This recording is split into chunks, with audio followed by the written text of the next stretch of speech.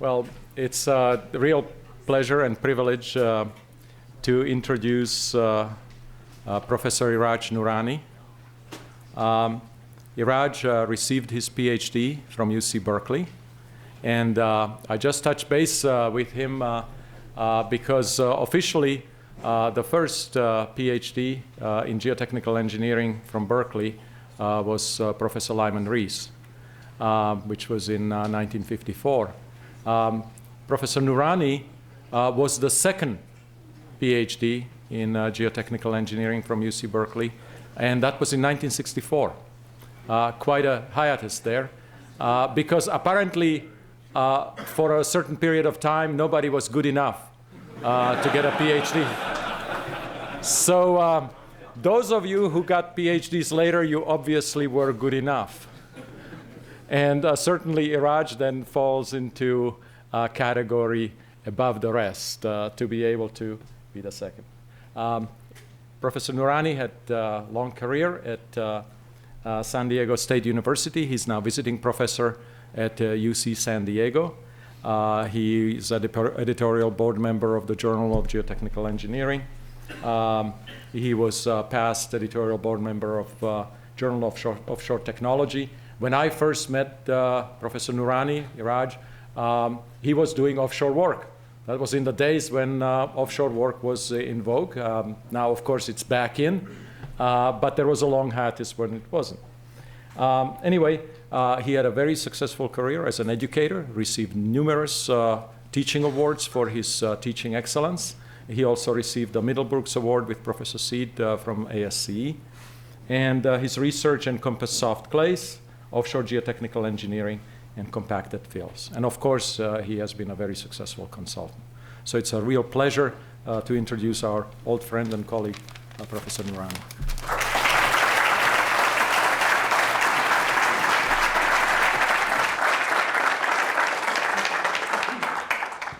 Thank you, Professor Sitar, for such a good introduction. And I also want to thank the Geotechnical Group of San Francisco section of ASCE for inviting me to be here today. It's a great honor to be here to address the students, the faculty, and such a large group of professional colleagues. At a personal level, I am very happy to come back to Berkeley. As you heard, this was home, and this is where I received all the education that really have shaped my professional life. I was particularly privileged to have had the late Professor Harry Seed as my advisor and mentor. Thank you. As you just heard, and I didn't want to say it, it wasn't easy.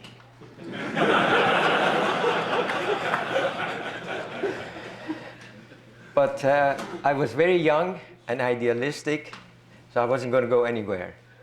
And so I stuck it out and worked hard, and it paid off. And there came that afternoon in a summer day when Professor Seed visited the Richmond Field Station lab. And after he heard the relatively long presentation that I made about what I had in mind to do for my research, he paused and said, "Let me buy you a drink." So he and I walked to a soda machine.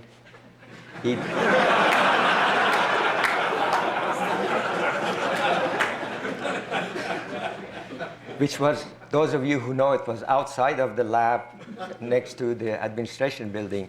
He dropped 2 dimes in the machine and got 2 cans of Coke and handed one to me. And at that moment, I knew that I had passed the Seed test.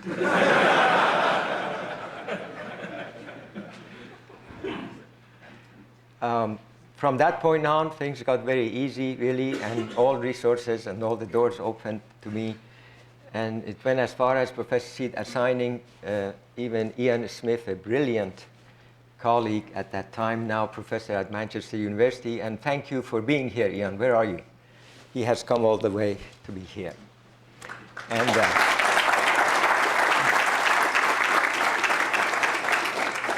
so things moved along, and about the same time I met my future wife, and thank you for being here, Sally.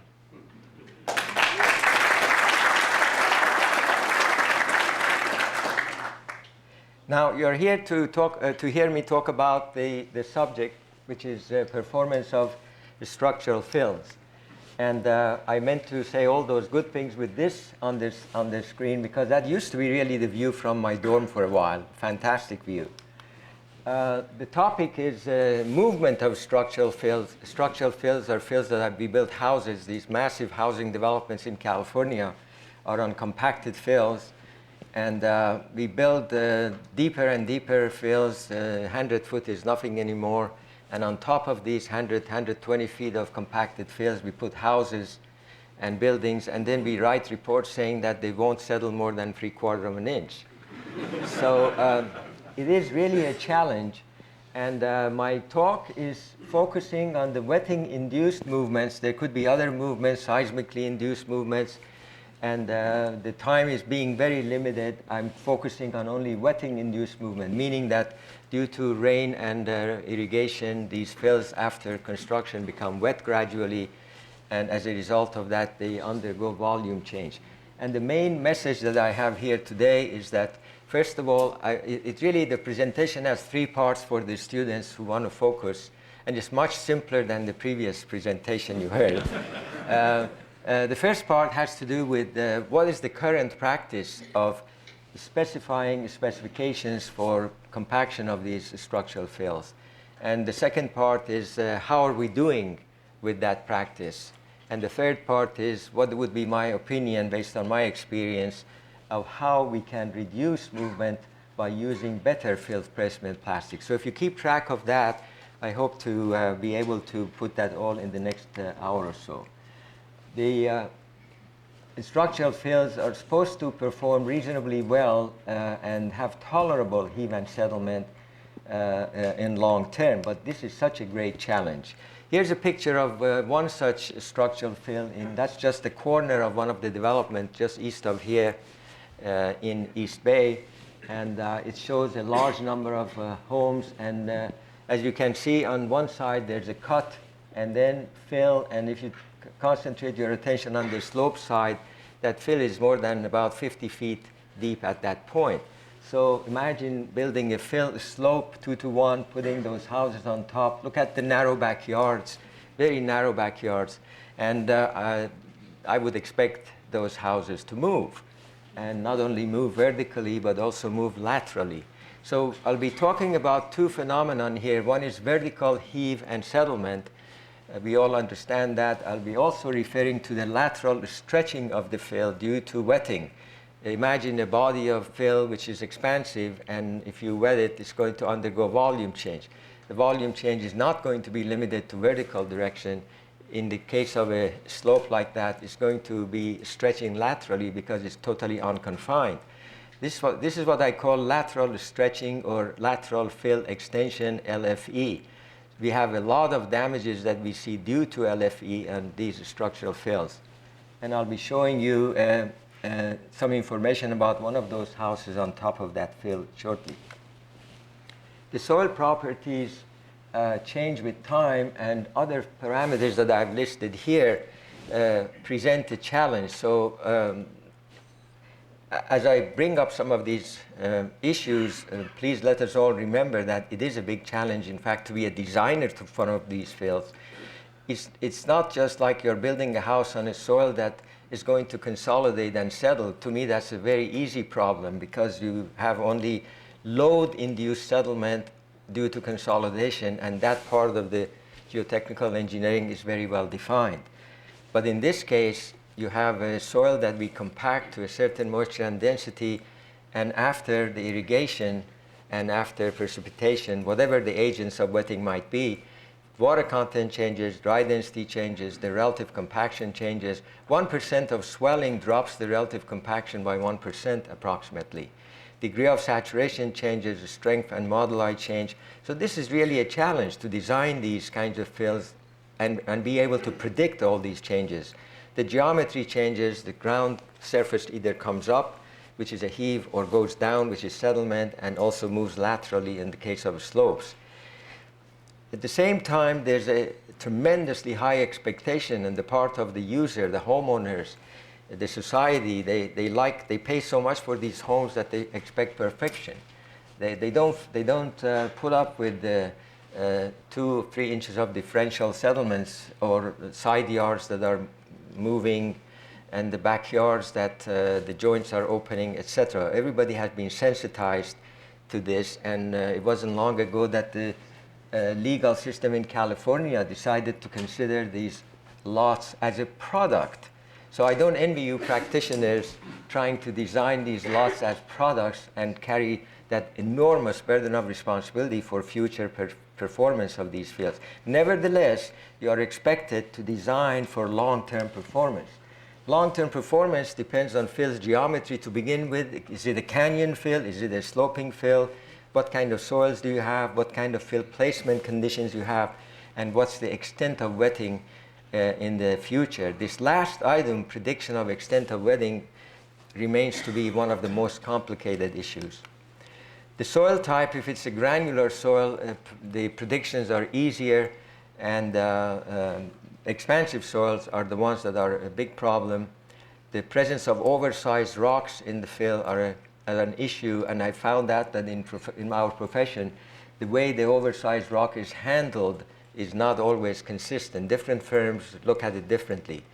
The expansive soft rocks, formational materials that are excavated and put in a fill, and at the time of placement, they sort of pass as a rock, and later on, upon wetting, they soften and become mushy, has a big problem, especially in Southern California. These are clay stones and silt stones. With all those complications, it's really amazing to me that I stand here today to tell you the obvious, and that is that these fills are compacted with a very simple specification. All the agencies, cities, counties, etc., would accept any recommendation that would say compact the dry density to 90% of ASTM D1557 modified Proctor density, and water contents, they don't even specify it, but most engineers these days know well enough to specify wet of optimum placement, again based on ASTM D1557. When it comes to oversize correction, most firms are aware of ASTM standards, or some use AASHTO correction equation and some others. But this is too simple to be good for all fills, all depths, all soils. So there are some problems. The first one that I can list is that the ambiguity of the specification as to whether they apply to the total material or the matrix, which is fine fraction.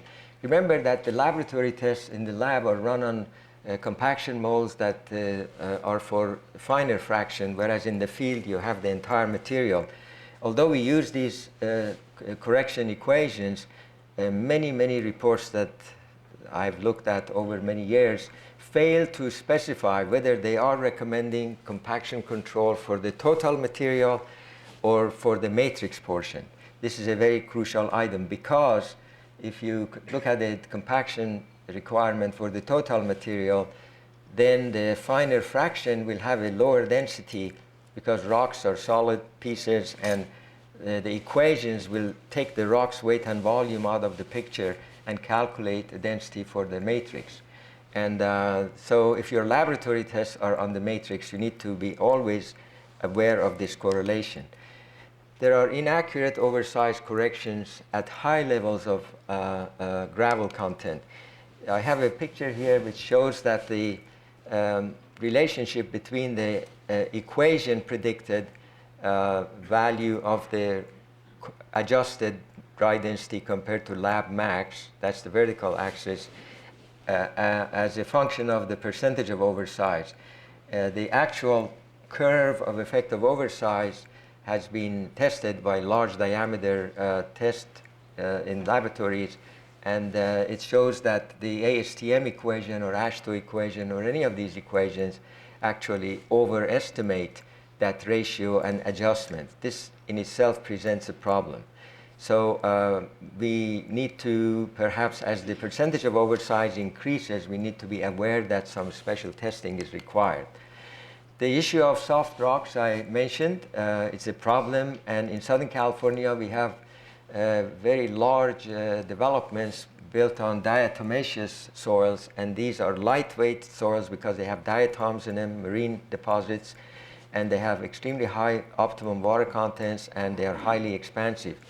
The specifications for these soils become problematic because of the three parameters that I just mentioned.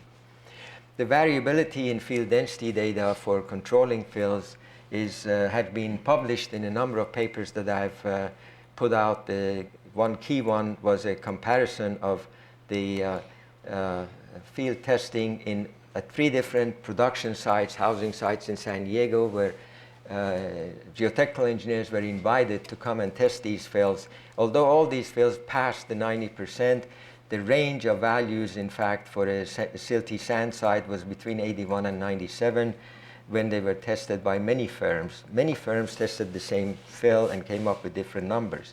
Gravelly sand soils had a range of 77 to 99%, and silty clay fill 89 to 103. Again, this is one of the experiments to show that the rigor of testing in projects which are housing developments, structural fills, is nothing like dams, and yet we put houses on these fills.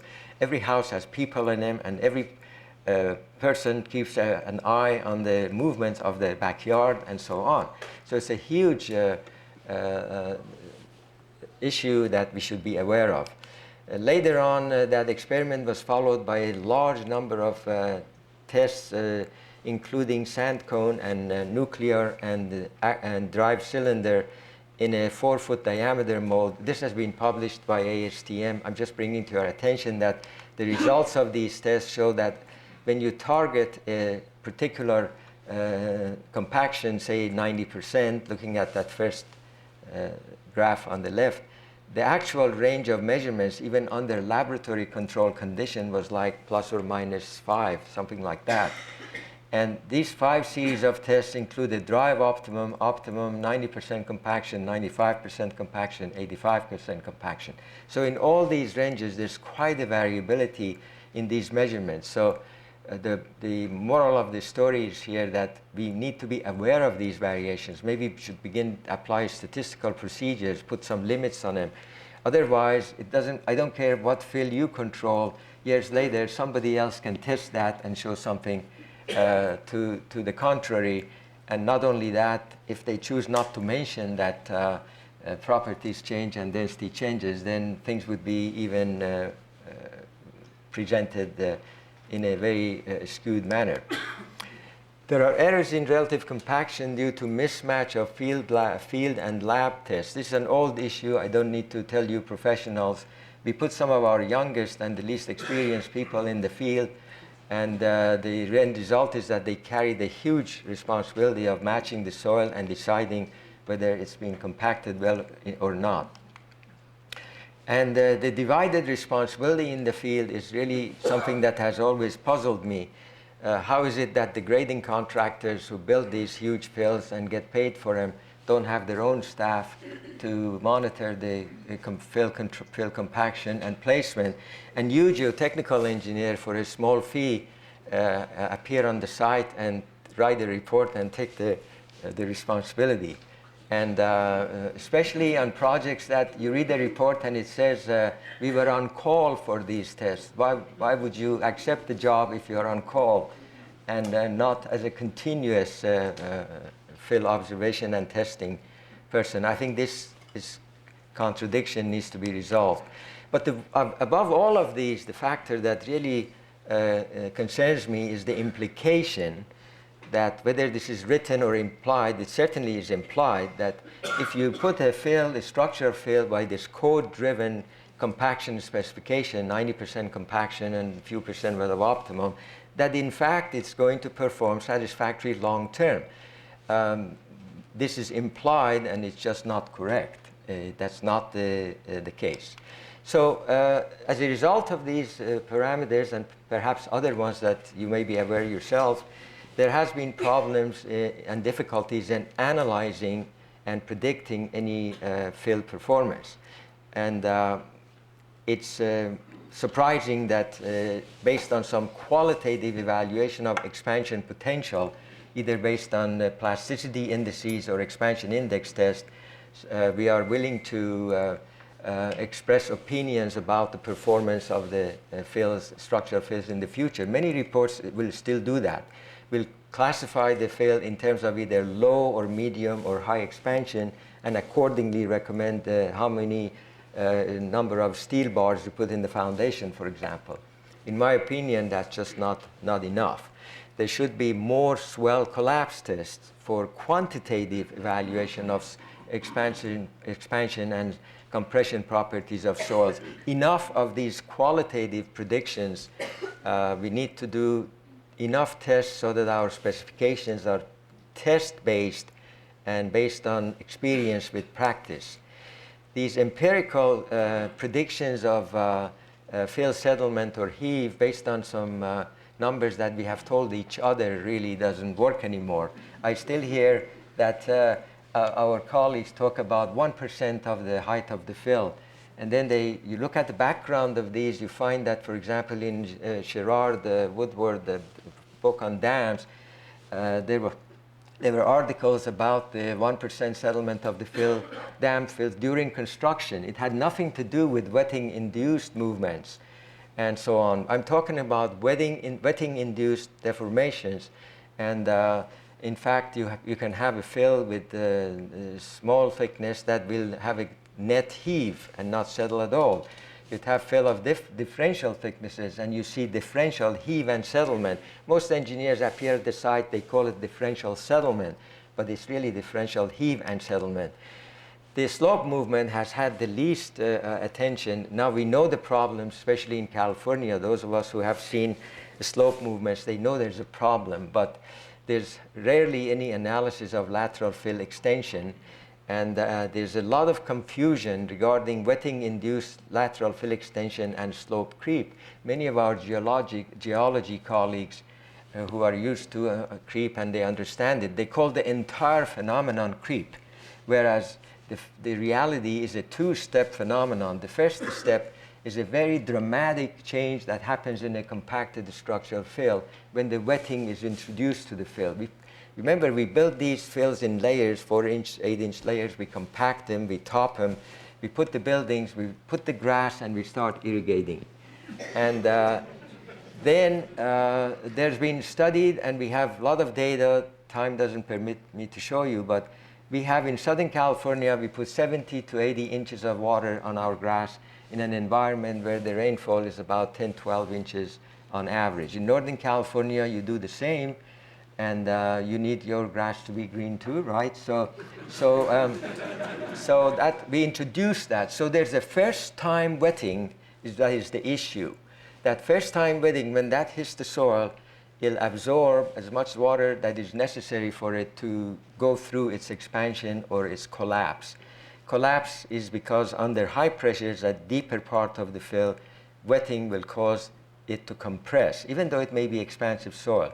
Whereas in the upper zones, it will be swelling. So this swell / hydrocompression that occurs due to first-time wetting is a dramatic phenomenon. After that, in this vicinity of slopes, there would be creep like all slopes creep because now we have softer soil. But the amount of that creep is nothing compared to that first wetting induced movement. A lot of slope setbacks based on code are very arbitrary, and they don't work because the extension, the effect of this LFE extends way back from the face of the slope, and the so-called slope creep zones, 10 feet, 15 feet, etc. They're not bad ideas. It's just that I'm suggesting that in the future we need to improve on that. Too much reliance on PT slabs for mitigating expansive soil effect. PT slabs were really not meant to take care of all the expansion problems. They can't do it. They are designed based on superficial and near surface issues, not deep issues. It's not the fault of the PT design method. It's the fault of those of us who think that it takes care of the problem. And furthermore, I put the question to you whether the PT method, the PTI method, the Post-Tensioning Institute method that we are using in California is applicable for the kind of problem that we have, which is building a deep fill, putting these slabs on top and irrigating them. if you look at the background of design of PTI method, is based on very clear picture of having some water table at a certain depth and having a so-called active zone, which is subject to variation in moisture due to climatic changes. You go back to the first version of PTI method, it says on top, this method is not applicable to situations where the moisture changes are not climatic changes. But of course, over the years it has changed, and in California also we are using it. So I put this question to students. There may be a test on this subject later after you hear the rest of my talk. In the performance area, we have seen evidence of a lot of problems in heave and settlement and lateral extension and damage to structures. I'll go over these very quickly. They don't really need much explanation. This house is in the area of the slope that I showed you some time ago. Lots of cracks and lots of problems. Slabs crack, backyard, hard escape cracks, the fences and lines on top of the slopes are typically built so that the pilaster that you're looking at is done by the developer, and the side yard walls may or may not be built by the developer. Usually the pilaster is not connected to the side yard wall, and therefore in time there are separations, as I'll show you. This house is just an example of floor level survey on one of those houses that I showed you on top of the slope. You may not be able to read the numbers, but from the lower right hand corner to the upper left hand corner, there's 6.5 inches of differential. 6.5 inches of movement on top of the slope.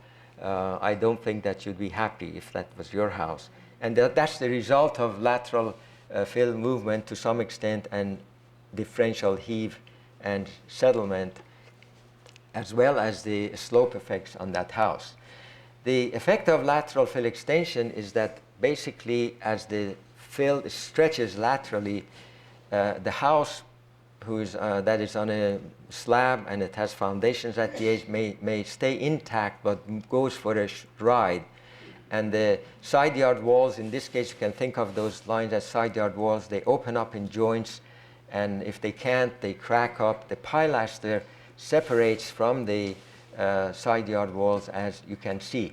And all of these movements are such that if you instrumented such a fill from the top of the slope all the way back, and you put like 1 foot monuments every foot, later on you'll see that the one closest to the top of the slope has moved the most, and as you move back, the least. So there's a point on the left side of the figure where there is no effect of lateral fill extension, but that point is not just within the 20 feet of the top of the slope or 30 feet. It moves way, way back and needs to be evaluated. Here are examples of effects of those lateral movements. Now, in this house in Mission Viejo, in a very posh development in Orange County, the side yard walls were built by the homeowners on very good foundations. So the foundations were very strong, the wall didn't crack, but the soil moved away laterally and the pilaster separated. Now that's not a big deal, 4 inches maybe, 5 inches, yeah. So what if the neighbor's pet comes to your yard?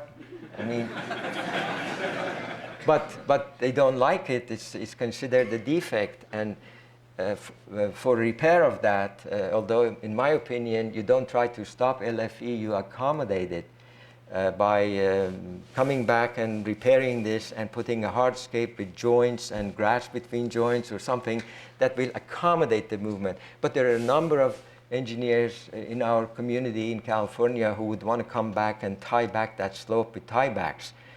What is the force of the tieback that you calculate that for? It's already taken place, the movement is taken place, but that's what some people would recommend. Lots of cracks and separations. That's inside the house, Now, in these kinds of projects where a column is somewhat tied into the house, the bottom of the column moves outwards, and if you look carefully, you see that the bottom has moved out and that column is not straight.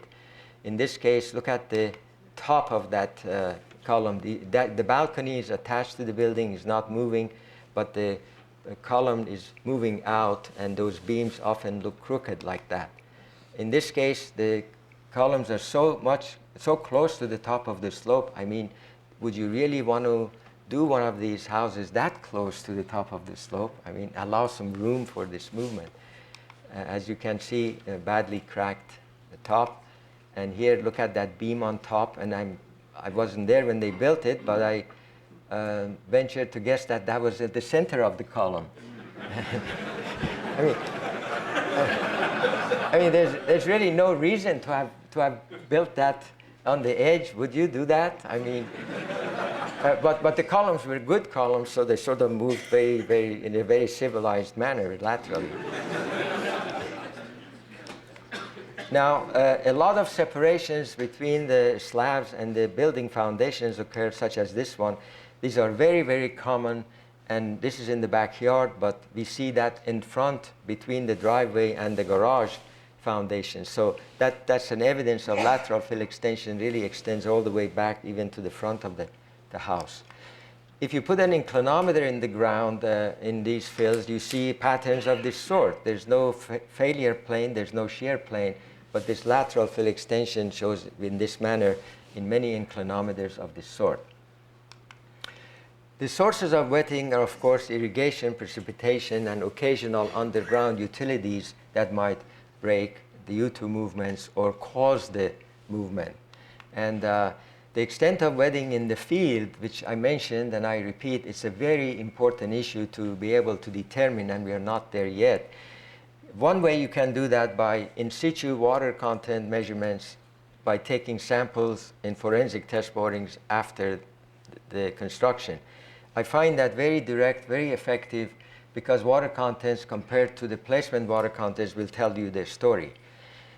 Some people like to work with the principles of soil suction, and they advocate that we should be measuring soil suction in the field with direct measurements, soil suction things. And I think you should look at Professor Fredland's book and publications on the instruments and the methodology.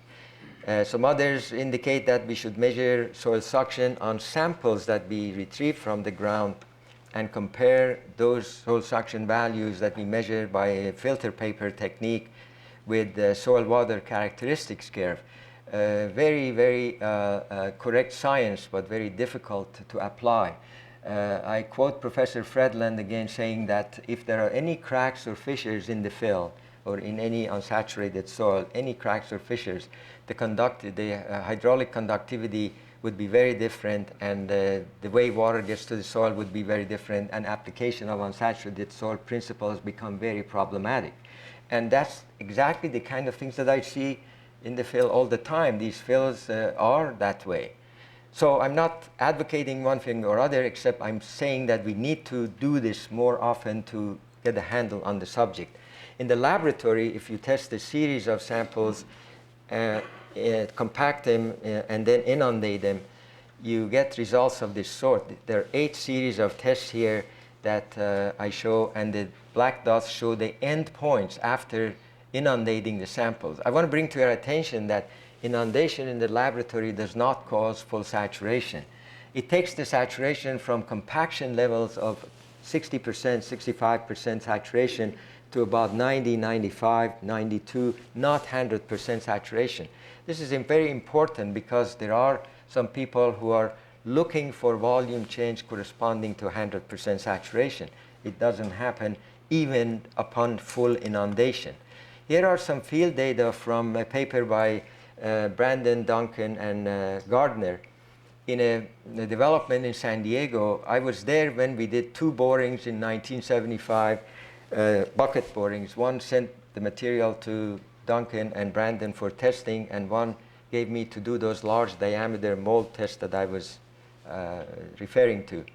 The fill placement water content in 75 is shown, and the fill water content in 85 is shown. In this particular case, the fill was 75 feet deep, and as we did the bucket boring at the depth of 53 feet, water table was found. It didn't have water table in the beginning, but it was so wet, it was a canyon fill, and the source of wetting was not only from the top, it was from the sides. When you talk about canyon fills, you should be aware that a lot of wetting could happen from permeable layers from the sides of the fill. At 53 feet, there was water table, an unusual case, but probably the canyon drain wasn't in existence or didn't function. But I show these to you to emphasize that there is deep wetting, at least in the fills that we have been able to experience. On that same site, these data were available for settlement measurements. If you look at carefully, for example, to that bottom curve, that is for the center of that 75-foot depth near the bucket holes, and the fill settled 11 inches, pretty well documented data.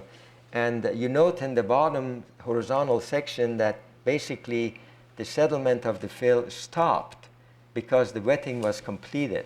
There was no more movement from 1985 to 87. And about the same time, the lawsuit settled also. Here's another case in San Juan Capistrano area, very deep fill, 120 feet deep fill. I worked on that, and there were a number of firms. If you look at the right-hand side, the after wetting dots, you see three kinds of symbols because there were three different firms were sampling and testing. I think comparisons of placement data and after the fact data shows that there was deep wetting. There was a top layer was a CL, the middle layer was an SM, the bottom layer was CL, and the pattern of water content certainly agrees with that. Here's some data from Allen Kropp, McMahon, and Rogers before placement data and after the fact data. I think it leaves no doubt that these fills were wetted. Alan, I'm sure, means to convey that message. Also from Kropp and Associates, 5 different sites, placement data in the range of 60% water contents, after years data in the range of 80 to perhaps 90% water content. What does this show? It shows that in the field, the soils get wetted, they don't get saturated. We don't look for saturation. Here's another site in San Diego. In this case, I had the opportunity to not only test the soil samples from forensic borings, but also reconstitute samples and test them in the laboratory upon inundation. So when you see those dots which says fully wetted laboratory samples, it shows that the full inundation testing was only a little bit to the right of the field data, forensic data. But I'm certainly willing to concede that the inundation in the lab may cause a little bit more wetting than percolation in the field. But in the field, it's going to take as much moisture as it will, and then it passes the water. So look for wetting and not for saturation. So in my opinion, the key words are infiltration, percolation of the water in the field, not back pressuring in the field, because nobody does that. It causes wetting and soaking, not saturation. We're not looking for zero soil suction.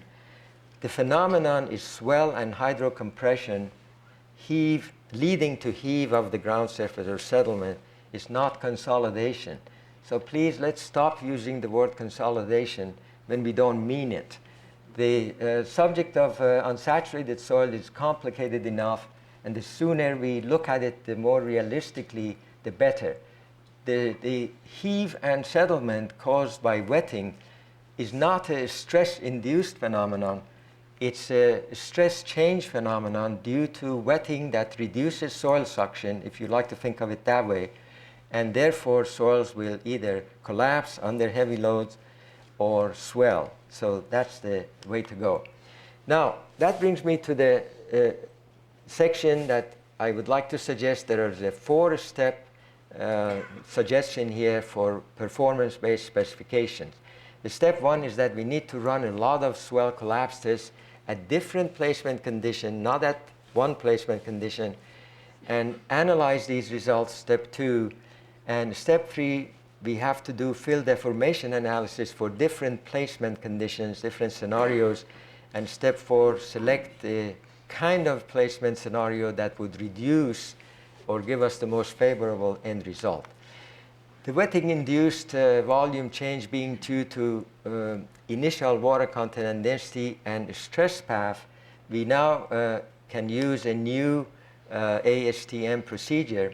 But let me first discuss on this slide how, as we build the fill, elements such as C and B and A are loaded by the wealth of the fill as we come up. So initially we compact them, we load them, and then wet them.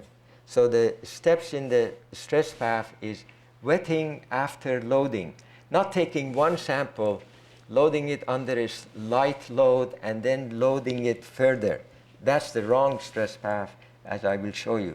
We need to have multiple samples, and that's the new ASTM D4546 revised in 08. I had the privilege of revising that ASTM standard. It took more than a year to navigate it through the system, and it became official in November of 08. So I'm happy to present it to you. What we do is we compact a number of samples in the laboratory, like 4, at least 5 better, to the placement condition that we think might be a good placement condition. And we load each sample to a different load. Like sample 1 is loaded very lightly, and then we wet it. And that's just a 1-point wetting. No more consolidation after that. We just wet it and observe and measure its swelling. The second sample, we load it. There's a dry compression that we measure, and then we load it until we measure its swelling. The third sample, higher loads, it may compress. So we measure its compression strain. Fourth sample, more compression strain. And we plot the data in the form of swell strain or compression strain versus vertical stress. That's the curve that shows what happens in terms of strains if wetting follows dry loading. And that's the curve that you want to use in your analysis of the fill deformation. What it means is that to a certain depth of fill corresponding, when you're looking at the vertical stress on the horizontal axis, you can translate that in your mind to fill depth. To a certain depth, the soils will be swelling, and below a certain depth, they will be compressing upon wetting. The net ground surface rise or fall would be an integration of those strains as we go down. Now, the old way of thinking of a single sample wetted at light pressures and loaded thereafter, which is that upper curve, multiple loads on one sample, simply leads to a different stress path than the lower curve, which is the correct curve, single loads on several samples. That's for one-dimensional test, and here's for triaxial wetting test. The upper curve is a multiple load on one sample. You know the idea of the double odometer test that some of you are familiar with, using one sample, not applicable in this case. It's applicable to grounds that you want the compression due to loading and wetting. Here, the loading part is taken care of by the time we top a structural fill, and we are concerned with the wetting-induced deformations.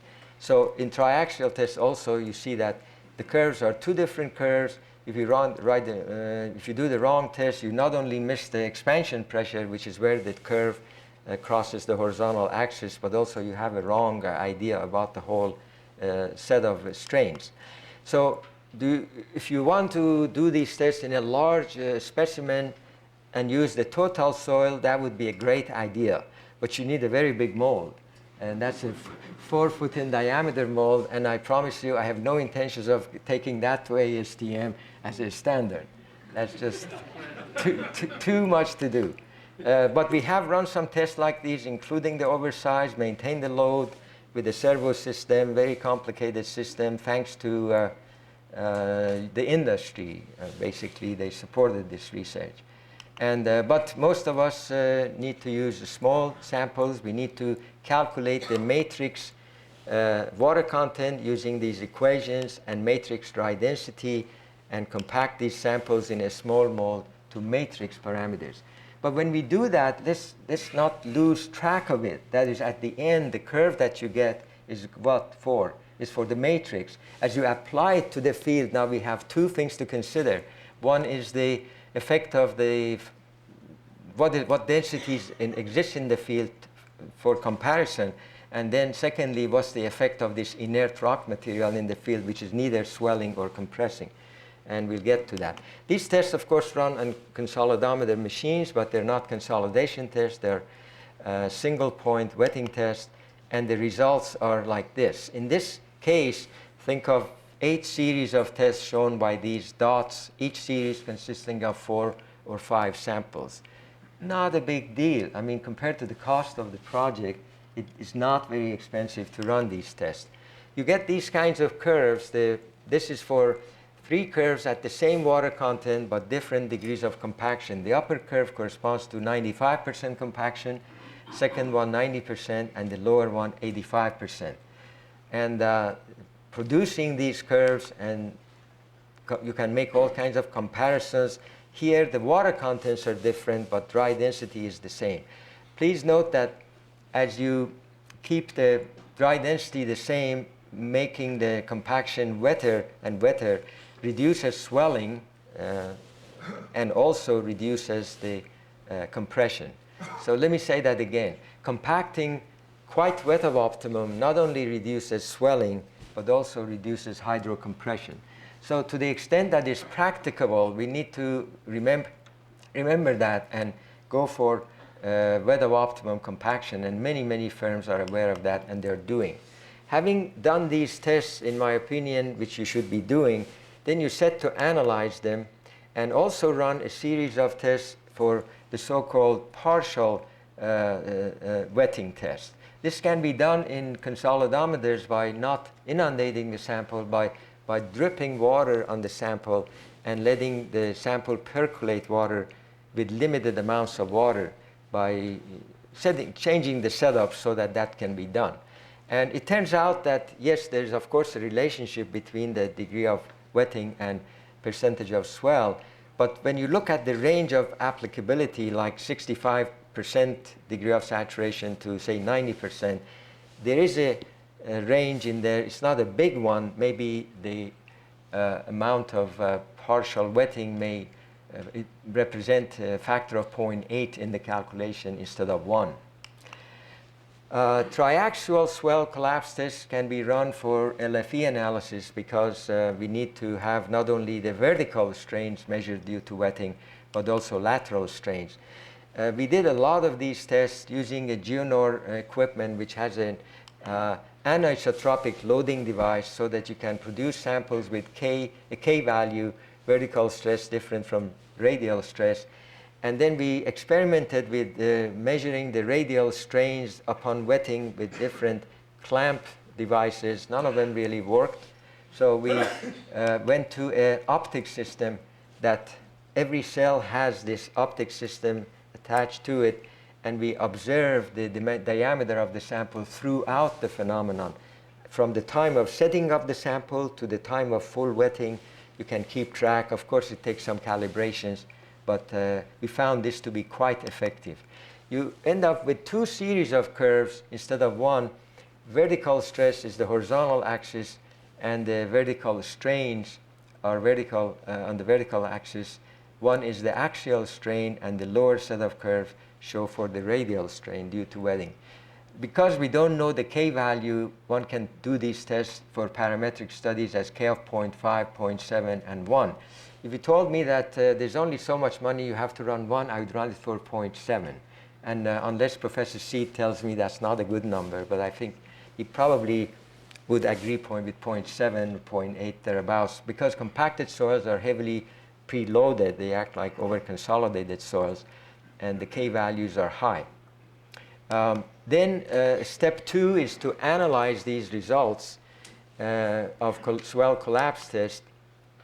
So when you set to analyze them, I suggest that you draw contours of equal swell or collapse for samples compacted at various water contents. And this is typical of the results.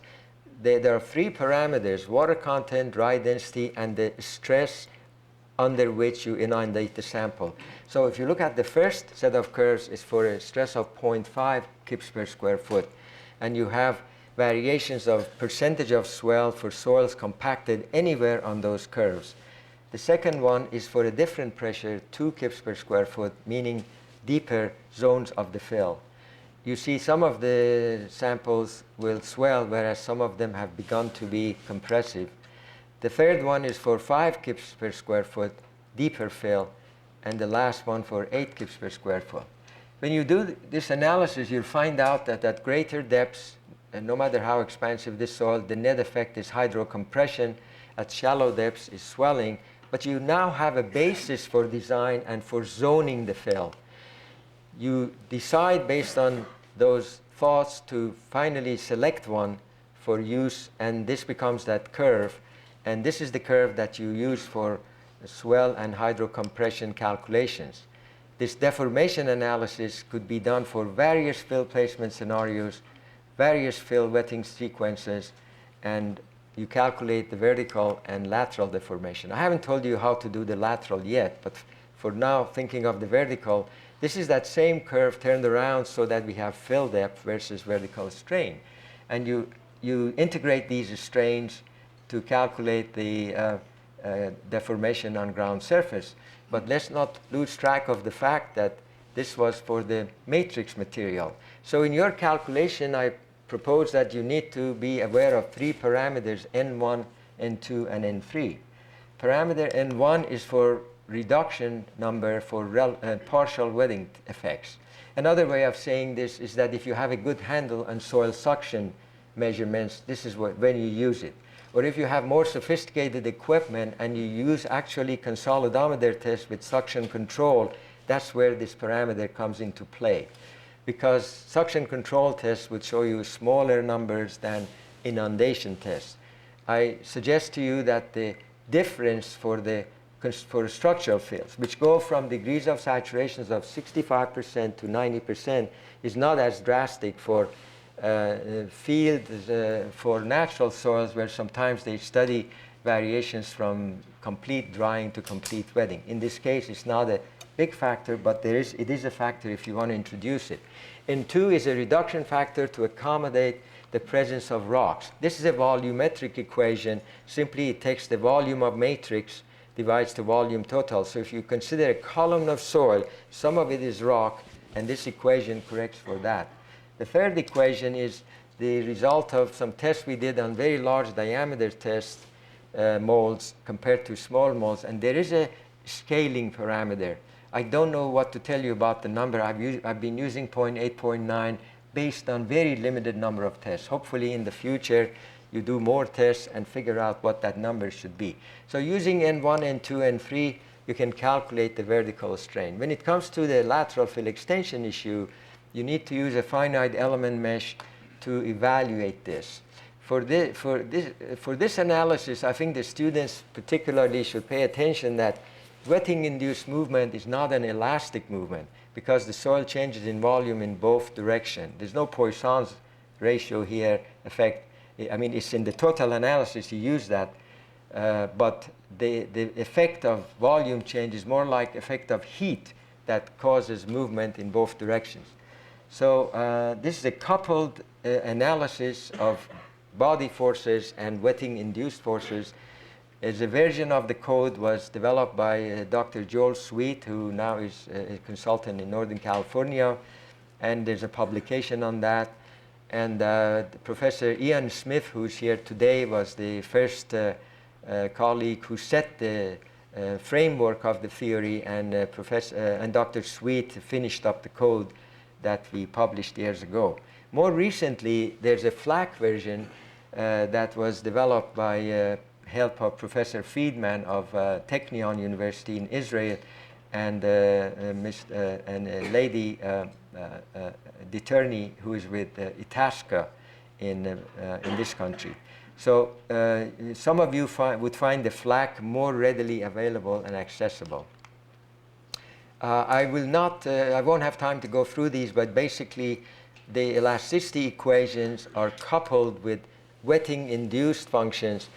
E is not a void ratio here, just to distinguish this from epsilon strain on the other equation. These are strains. The wetting-induced strains, the curves that I showed you, when you fit them, do some curve fitting, they easily become a log curve like this. When you combine the wetting functions with elasticity functions, then you have these equations, and they basically, the finite element solution will give you profiles such as this one. It shows you the original mesh, and it shows you the changed mesh due to wetting. So once that is switched on, then you can calculate and in fact see based for every node what is the horizontal movement and what's the vertical movement. So it's the phenomenon for a slope fill is really a combined heave, settlement, lateral fill extension. It's not just one or the other. The further you move from the slope, the phenomenon becomes more one-dimensional. The fourth step and the last step is that you now select placement, water content, and dry density for different fill depth zones. There's no reason not to do that. And different fill materials, especially if you have that. But please be clear as to whether you specify relative compaction and water content for total material or for the matrix, because that's going to make a lot of difference. Because of this, then you can then choose your parameters and predict amount of heave and settlement and ranges of differentials and estimates of lateral movement. Is there any shortcut to this long analysis? But the answer is yes. The answer will come from better correlations for collapse swell curves that I showed you with basic soil parameters. I have data on over 40 tests in Northern and Southern California. I'm reluctant to sort of just put it out there because then you don't want to do any testing. I want you to do testing for every project. No, I will do that, but I think you should be testing for every project. There's really no reason not to do that. And on top of that, if you now develop soil-specific experience and site-specific experience, so much the better. And yes, people in fact are doing that. There's a firm in Northern California, NGO, with their permission, I'm showing these results from one of their projects. They're installing actually deformation measurements instruments in the ground. This is a Sondex device that measured the heave on the upper zones, as you can see, the net heave, and the compression on the lower zones. In fact, this does happen. They had 95% compactions in the lower part of the fill and 90% in the upper zones, and the data more or less, despite the 95%, as you can see, shows some settlement. The cumulative Sondex numbers are shown here. You can see it's hard sort of to explain this in a short time, but the Sondex device is a tube that you put in the ground with some rings on it, and then you can measure the locations of those rings later on by lowering an instrument in the tube. And the distance compared to that last tube is plotted here. In the lower zone, the slope going to the sort of from right to left shows compression.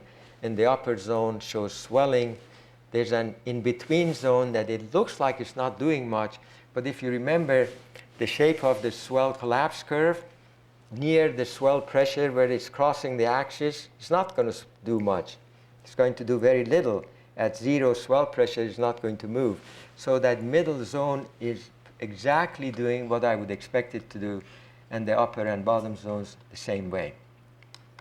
So in summary then, I suggest that we need a lot more tests and a lot more examination of possibilities to come up with specifications for compaction. We should zone these structural fills not only based on material differences, but based on depth. And when it comes to the slope area, we should zone those properly.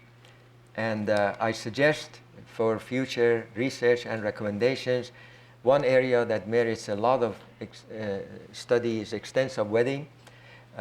Maybe we can merge the soil suction theories with what we observe, in fact, in the field better for the narrow range of changes in structural fills, moisture change. We need a better criteria of tolerable movements for fill movement. There's a lot of controversy in there, what's acceptable. And we also, of course, need to study seismically induced fill movement. And our colleagues at Berkeley, Professor Bray and Professor John Stewart in UCLA, are leaders in that field, and certainly I admire what's going on there. One of their big difficulties is to separate the movements that are wetting induced from seismically induced. So you need to have a very close eye on certain projects, document movements from the beginning, so when an earthquake happens, we know exactly where we are to separate the seismically induced movements. Obviously, more work needs to be done in soil modifications and field monitoring, and maybe test fills, but I put a question mark in there because I've looked at some test fill projects in Southern California. It's easy to build a test fill, but the difficulty is to do what? To wet it. Wetting takes time, and so you can build a test fill. It measures for you immediate settlement, and there was this big project in Mission Viejo, very expensive test fill. The one item which wasn't done was wetting the fill, of course. That doesn't tell you much. We need to look at innovative designs, and why not in such an elegant field of structural fields. Thank you so much for being patient with me, and I appreciate your attention.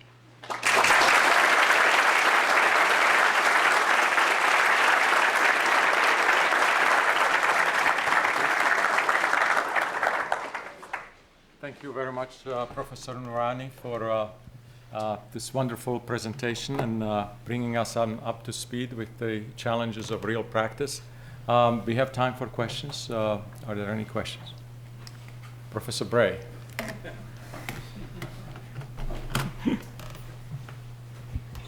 Excellent talk. Thank you. Time. It takes time for those fills to get wet. So if you do a laboratory test after you've just compacted it, you get a certain test result. But if that soil has been in the ground for 7 years before the wetting front gets to it, how do you deal with that? Well, I think one thing we first need to clarify is that when you look at the research on hydraulic conductivity, I have here. When you look at research on hydraulic conductivity measurements for unsaturated soils, they give you such low numbers that if when you apply them to, say, a 100-foot fill, it's going to take 100 years maybe. The reality doesn't seem to be that. The reality of the fills that we are looking at is more like 10 years, 12 years, 15 years. The differences might be because of the fissures and the cracks and the fact that it's not all wetted from the top, because those theoretical calculations wet the model from the top. We have water coming from the sides. I mean, I can tell you about projects that entire buttresses have failed because water was coming from the side. So 10, 12 years is that. Now, in every case, these forensic borings would help to know where the wetted front is. And then you can apply that for calculation of any remaining movements and so on. So it is true that while we cannot predict how long it's going to take, no different from your earthquake field, although we cannot predict how long it's going to take for this to happen, we can predict that it's definitely going to happen. So I suggest that you design for assumed wetting. And I would be very reluctant to go with theories that will tell you there's going to be very limited wetting in an active zone. I don't see that for these kinds of projects. But my question is, the laboratory test you did on a specimen that was maybe built a day ago, whereas the soil in the field gets wetted 5 years after it's been built. Oh, when we get the soil samples from the field, we reconstitute the samples. Good question. To the original placement condition. So there are really two kinds of tests. One is that you are reconstituting to original placement moisture and density to predict the story from the beginning. The second test, which is incidentally method B in the new ASTM method, tells you how a single forensic sample, one sample, can be loaded to overburden pressure and wetted to see the potential for any additional swell or collapse. So that can be done. Yes, sir. Do you think that there is any advantage to try to compact the different layers at different water contents to try to balance out the points that you have mentioned. In other words, you'd have higher water contents at certain levels and lower water contents at other levels to try to balance out the problem. Yeah, definitely. The answer is yes. As a matter of fact, when I said you look at different scenarios and compare them, is to try to minimize the surface movement. There's only one little caveat, a big one here, and that is unfortunately relates to the sequence of wetting.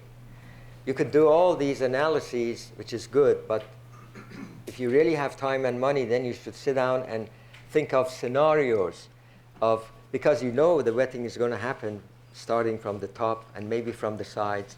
It's a difficult thing to do. Only on simple models you can do it. You can say, what if the wetting is only from the top? Then in the first years, all you're going to see is heaving. Later on, you're going to see, oh, things stopped, good news. Later on, you're going to see settlement until it balances out. You should certainly aim for balancing the deformations by layering the soil in specifications. Yes? You know, I've worked for about 15 years in this area, and I've come to the conclusion that predicting movement is hopeless. But I think the solution is in designing the foundation such that it can tolerate the kind of movements that we observe. Well, I think that's, you're not the only one who says that. I've talked to some other geotechnical engineers who say that's difficult, so why don't we do the foundation? But I suggest to you that the slab that I was showing to you with 6.5 inches of settlement is a slab in east of where we are sitting here. It was designed by the PTI method. It had 11, it's Northern California, not Southern California, 11 inches of thickness, and settled that much, and the house was completely cracked up. So if you're suggesting that we should put these houses on piers, all of them, we can't. I remember Professor Ladd was visiting California, and he said, why are you building on these fields? You know, so I appreciate that, and it's not that I'm disagreeing with you. And my answer to him was, because that's all we have. So I still think that although we should you know, do stronger foundations, I still think there's a lot we can do to improve on what you and I have observed in the past 15 years. Because we have bright students here and great universities who can do it. Thank you. Thank you very much.